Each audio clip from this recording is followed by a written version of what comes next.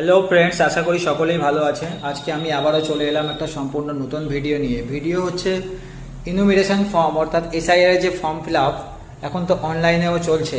অনলাইনে form fill up করতে গেলে খুবই সহজে আপনি করাতে পারেন, যেখানে কোনো রকমের মিস্টেক বা ভুল হওয়ার সম্ভাবনা থাকে না। তবে অনলাইনে ইনুমিরেশন ফর্ম ফিল আপ করতে গেলে আপনাকে আধার ভোটার নাম সেম হতে হবে, কোনো রকমের যাতে মিস্টেক না থাকে। আর আপনাকে আধার কার্ডে ফোন নাম্বারটা লিঙ্ক থাকতে হবে, তার সঙ্গে সঙ্গে আপনাকে ভোটার কার্ডেও ফোন নাম্বারটা লিঙ্ক করে নিতে হবে। দেখুন, আর অফলাইনে সব থেকে মিস্টেক যেটা হচ্ছে, ভুল আমাদের যেটা হচ্ছে, সেটা হচ্ছে রিলেশনশিপ সম্পর্কের জায়গাটা নিয়ে। সেটাই আমি আজকে দেখানোর চেষ্টা করব। দেখুন, আমি অফলাইনে ফর্মটা ফিল আপ করেছি আপনাদেরকে দেখানোর জন্য, যদিও আমি অনলাইনে ফর্ম ফিল আপ করে সাবমিট করে দিয়েছি। এখানে দেখুন, রিলেশনশিপ এই যে জায়গাটা আছে, এখানেই সব থেকে বেশি ভুল হচ্ছে, যেটা ম্যাক্সিমাম ক্ষেত্রে আমি দেখতে পাচ্ছি। অনেকেই এটা ভুল করছে।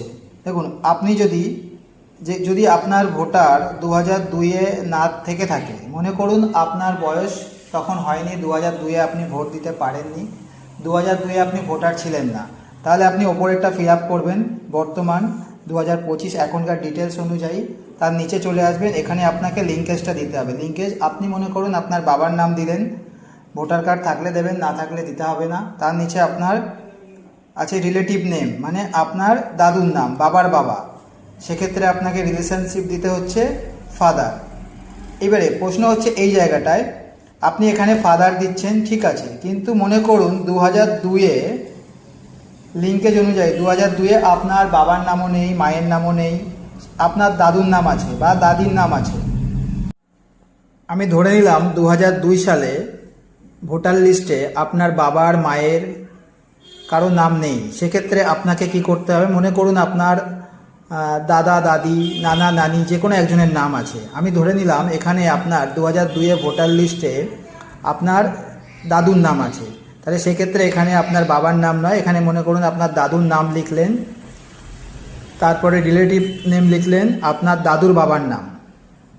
তারপরে এই যে ফাদারের এই জায়গাটা তখন আপনাকে লিখতে হবে, এটা চেঞ্জ হয়ে যাবে, কিন্তু তখন আপনাকে লিখতে হবে গ্র্যান্ডফাদার। বা মনে করুন আপনার ঠাকুমা বা দাদিমার নাম হলো, সেক্ষেত্রে এখানে লিখতে হবে আপনার ঠাকুমা বা দাদিমার নাম, ওনার রিলেটিভ নেম কে আছে 2002-এ, বাবা না স্বামী, সেটা লিখলেন, তার নিচে আবার লিখতে হবে গ্র্যান্ডমাদার। এটাই হচ্ছে আসল বিষয়। তো এটাই অনেকে ভুল করছে, যার জন্য এই ভিডিওটা আমি আরেকবার বানালাম।